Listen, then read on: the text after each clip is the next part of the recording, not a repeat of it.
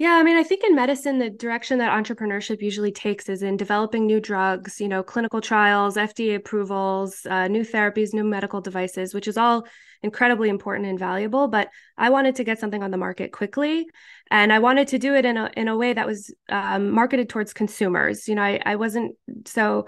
I'm a huge consumer health fan. I buy all of my medicated skincare, my other medications from online retailers.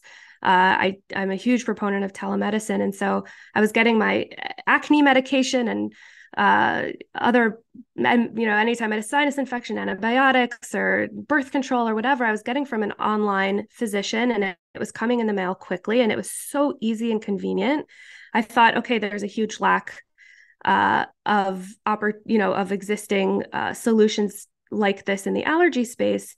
And then there's also this novel medication that my dad has invented, and so that's when I was like, okay, let's do it.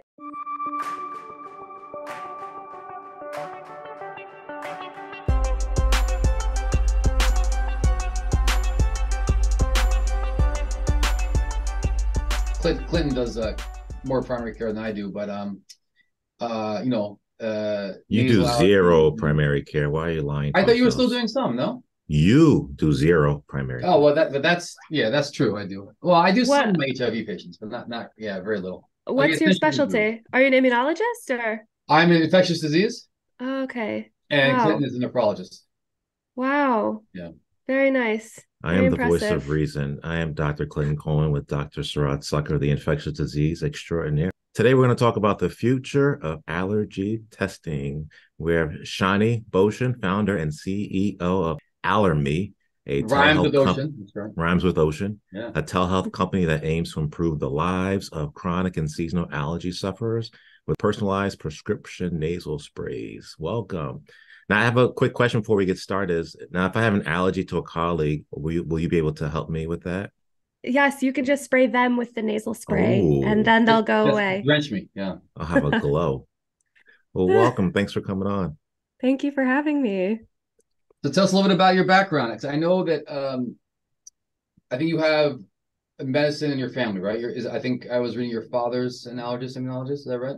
My father's an allergist immunologist. My grandfather was a pathologist. My aunt is a geneticist, and two of my brothers are internal medicine. So as we say So in medicine, because my son has no interest in going to medicine, that you were just too smart to go into medicine. Is that right? I couldn't pass chemistry. That's the truth. But you Well, obviously have neither could a I. good family background. Yeah. So tell us how that influenced you. Yeah. So along with being the daughter of an allergist immunologist, I'm also a lifelong allergy sufferer, and I grew up running around an allergy clinic. So it's always been an interest area of mine. And my dad is a special allergist. He's been a Stanford faculty for 30 years since the year I was born.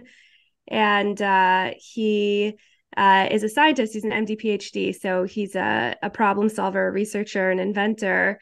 And about 30 years ago, he realized that his patient population, which was the more chronic, the more severe allergy sufferer, not your kind of everyday mild allergy sufferer, Sure. they weren't getting relief from oral decongestants, nasal sprays, and oral antihistamines that were on shelves at drugstores. Hmm.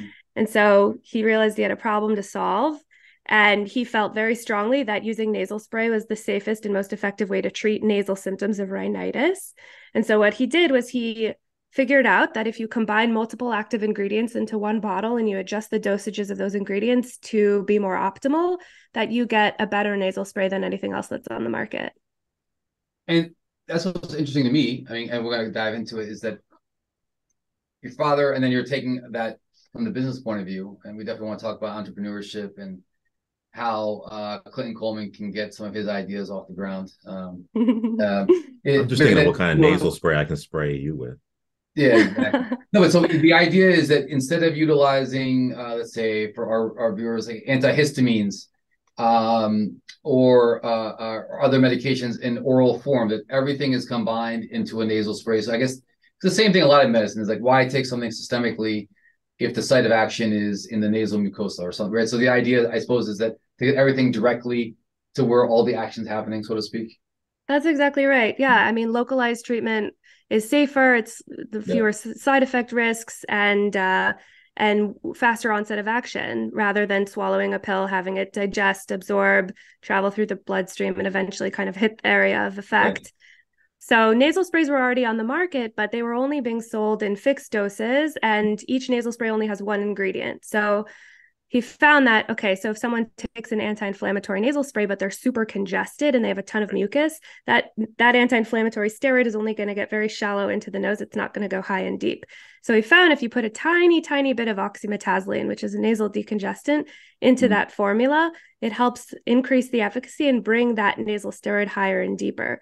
So then with years, he started to add an antihistamine nasal spray, the anti-secretory, like anticholinergic nasal spray, and eventually ended up with a nasal spray with 4 active medication ingredients that just work so much better because you're hitting your symptoms from all these different angles.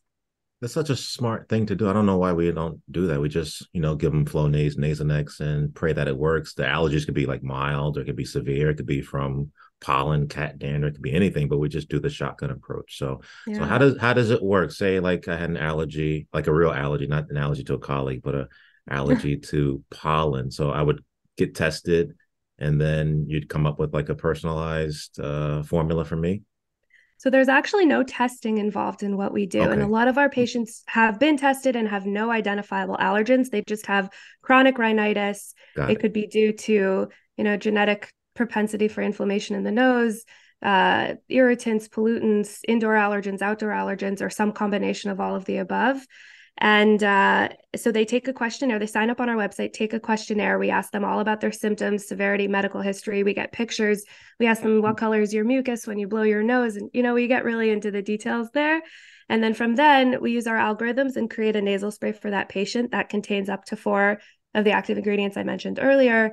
And then we adjust the dosages. So someone with a lot of mucus will get a higher percentage of ipratropium or the anti-discharge medication. Someone with a lot of swelling and congestion will get a higher dosage of the anti-inflammatory, and so on and so forth. And then we have it compounded in a compounding pharmacy and then packaged up and shipped to each patient. So this is fascinating. I just want to take a step back because so a couple of things. One is, how did your father, like, because we're always running around doing different things. So did he have his own lab? This is something he did at Stanford. This is something he did in the basement. Like, how did he start initially before you get funding and have a lab in the compound pharmacy? Like, how Yeah. you got an idea? We all have ideas, but very few, I think, have the ability, and the courage to kind of see it forward. So I would be very fascinated, just as a physician myself, who has all these great ideas that usually I tell my dog and then they go nowhere.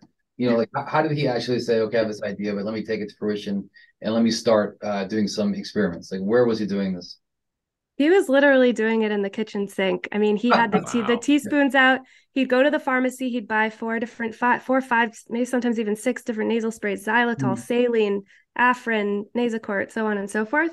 And he'd measure. He'd take a teaspoon of this and 2 tablespoons of that, and put it all into an empty nasal spray bottle and test it. And then when he started, suggesting this program to his patients, he'd write out these lab sheets so they could do the same kind of chemistry at home in their kitchen sink. So it worked really well, but it was incredibly inconvenient, error prone. It was expensive. You had to buy 6 different nasal sprays and sloppy. And, and he did this and became actually pretty well known for it. His name is Robert Bocian. He started to become known as Bocian's Potions because he was having all his patients mix up these magic potions at home. That's like something from Harry Potter, I feel like. Yeah. And it works like magic too. But so it was really Nice. when I was doing this for myself in grad school, I was every month buying my nasal sprays, mixing them up. I had a friend come over. They're like, "Oh, can you make me one?" Made one for my boyfriend, for my friends, a professor. And eventually I was like, okay, there's an opportunity here. Let's figure out how to make this more efficient, cleaner, sterile, and build a business off of that. Well, what is your background in terms of business? You said you were in grad school. Were you doing an MBA or were you in business school or what? I wasn't. I was getting my master's in education at the time, and I Wow. was studying education policy and teaching, and I quickly switched out of that career. Well, like many people do. That's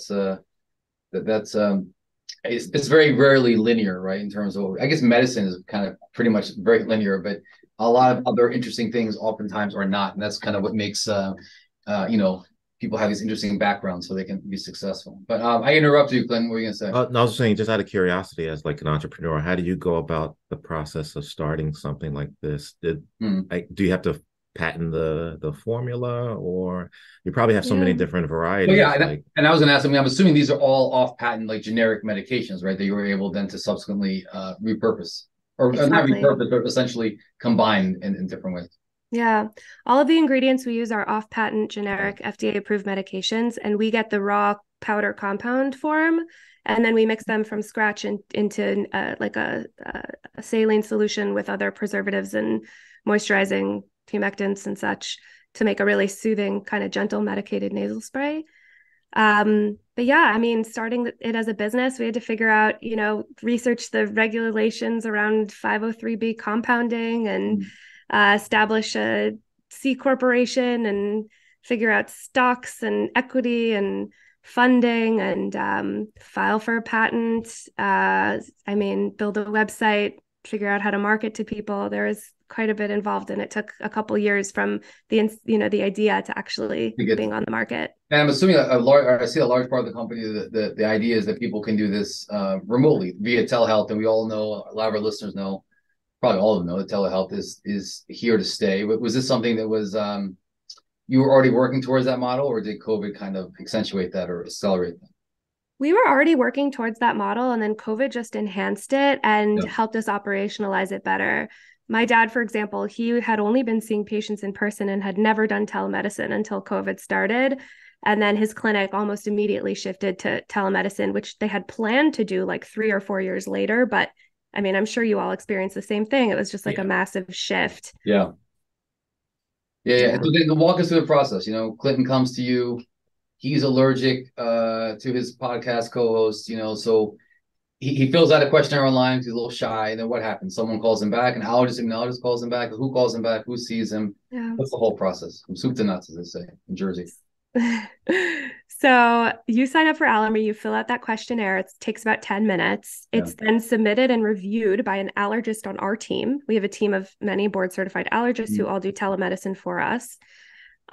There's no phone call, no scheduling involved. It's reviewed by an allergist, it's approved, and then a custom formula is created for you on the back end. And then the prescription is sent to the pharmacy makes it, packages it up, and sends it to you. And then if you have questions, if you want a formula change, if you're having side effects, if you're doing great, then you just correspond with us over messaging. And it's all asynchronous. So it's just super time efficient and easy for everybody involved, doctors and patients. do these patients have to have been treated by an allergist or a primary care physician? I'm assuming they're all chronic or seasonal allergy patients. So you wouldn't, if someone's having like an acute attack, probably wouldn't be appropriate. Yeah, we deal a lot more with the chronic severe allergy sufferers. So someone who's buying Afrin, Benadryl, Sudafed, Flonase, multiple times a month and has been taking those medications for many years, if not decades. And some of them may have been seen by an allergist or ENT. Others, get recommendations from their primary care provider. Others don't see a doctor at all. But essentially, everyone we treat is self-treating. I mean, everybody is going to the drugstore, picking things off the Yes. shelf that they think that will work, doing trial and error, taking multiple medications at once, with or without the guidance of a physician, which Right. sometimes results in poor treatment, mostly results in poor treatment. And so that's the type of patient that we're able to help. I think telehealth probably lends toward those types of patients, right? I really don't have to see a patient in the office to manage their allergic rhinitis. Um, Yeah. what about There's a like joke among ENTs that like they have to see the patient, otherwise they'll get better. It's a joke, meaning like a lot of times people don't miss it because they're younger and they won't. That's you can use that at parties, whatever in I LA. love that. I'm Um, sure the ENTs I speak to will love that. no, I know, and that one of my close friends is ENT, so I'll have to give a special shout out to Dr. Dave Lewis for giving me that joke that I've heard 1,000 times. Um, Love it. do these but patients how does it pay work with? I was say, how does that work with insurance, or does it work, or is this people you're paying out of pocket or direct to consumer? So you Yeah. bypass insurance. Totally out of pocket. Yeah. And the first month is free. So you get a sample the first month, but it's fully custom for you. And Mhm. then subsequent months are $35. And honestly, most of our patients are paying more than that already for medications Over in the the counter, drugstore. right? yeah. Yeah. I think So if you're making the compound, it probably is a cost benefit too if you're mixing your own ingredients. There's no upcharge from the Exactly. large manufacturer. Yeah, that's what I know. There's been a lot of studies that have shown that like multi-compound nasal sprays are more efficacious. I'm just amazed that no one. I mean, or is this just like I watched Shark Tank and I'm always thinking like, how come I didn't think of this idea? So is this one of those things where the science was there, but no one ever thought of the idea to go forward with this?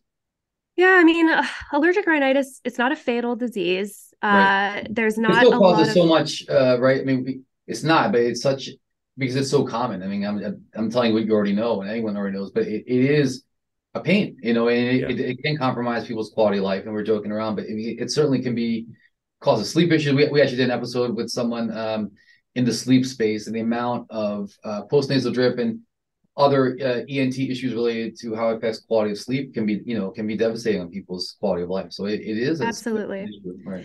It's a huge issue. I mean, it's one of our country's top 5 leading chronic diseases. It causes like huge numbers of missed days of work and Yeah. school and leads to things like sinus surgery and sinus infection and bronchitis and other, secondary illnesses that, so by treating at the same time, however, the money in allergy immunology is not being pushed towards allergic rhinitis. The drugs that are on shelves have been there for 30 years. Yep. New drug development is very slow. There's been one new nasal spray in the last, I don't know, 10, 15 years. And it's a copy of another nasal spray that already exists. So the multi-ingredient nasal sprays, Dymista, there's a new one called Ryaltris. It's just antihistamine and steroid. And so that's 2 active ingredients, which is, it's a step towards improvement. But at Allermi, we offer 4. And, we have a lot of people who switch from those drugs, which are also costlier, and you have to go through insurance and get a prescription to Allermi. I Yeah, I wonder if was we could just take a step back. Oh, go ahead, Clinton. Then I'll ask I after. was looking up the market for allergy testing. It's $20 billion. Like It's a it's huge, it's a it's a Hmm. huge huge market. it's a huge market. Uh, Americans are spending $15 billion on nasal spray a year. 15 with a B. That's incredible. 15 with a B at Yeah, mostly yeah. at CVS, Walgreens, Target, Costco, etc. It's a huge revenue stream. and the good thing is you guys are just trying to solve a need, right? Like your dad was trying to treat patients with these issues more effectively, and he came up with this amazing solution. So kudos to you guys. Wow. Oh, thank you. Talk to us a little bit about like the like a direction away from the science and the medicine. It's like just entrepreneurship in general. Like you said, I mean, a lot of physicians, they was never necessarily thought they would be an entrepreneur going as entrepreneurs. Now we hear more and more. So you were in grad school for education, teaching. Like, what was it about? Obviously, there's a family connection, but what was it about the potential for going into a different direction? So I feel like that's Yeah. a common theme we see a lot in medicine and health these days, and that's beyond the scope of this discussion. But burnout in medicine and people just wanting to be creative, and also let's be honest, financially savvy as well, and going out and doing different things. So, what Yeah. was it attracted you to that?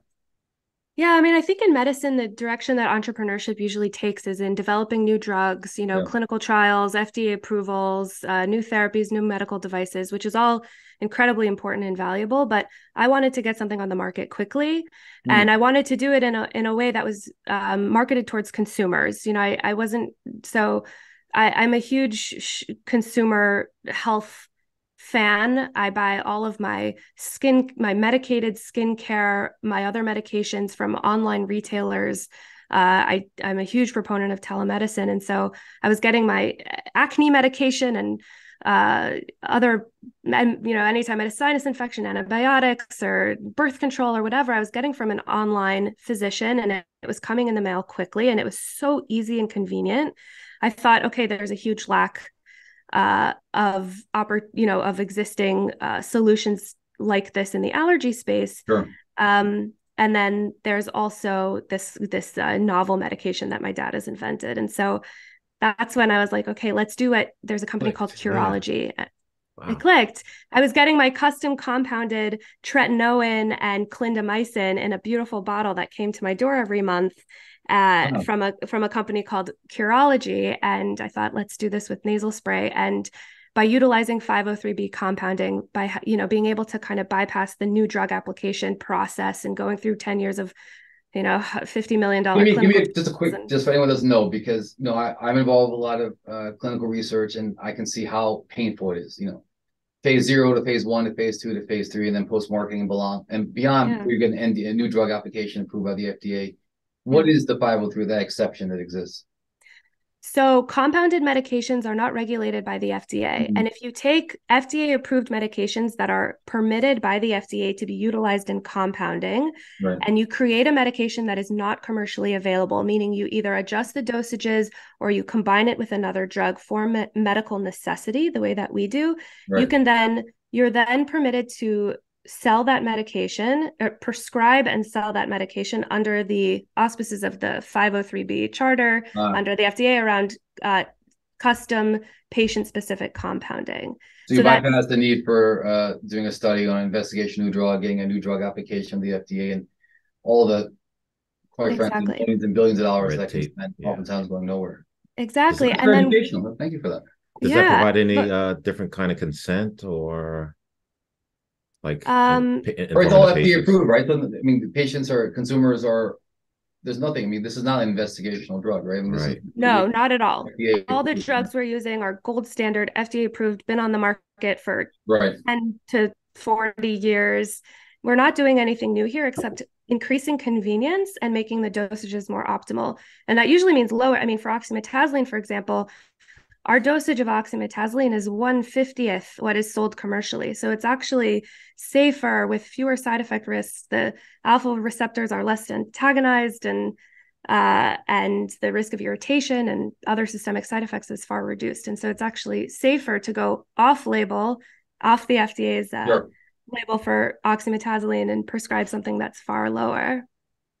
I think so. Where can our listeners find you? I mean, not just in social media, but websites, addresses, things like that, and how do they get in contact with you and your company? Yeah. So if anyone has nasal allergies, congestion, rhinitis, and they're interested in giving Allermi a try, oh, I see a hand raised. You can sign up for a free trial at allermi.com, and that's spelled ALLERM like Mike I, rhymes with allergy.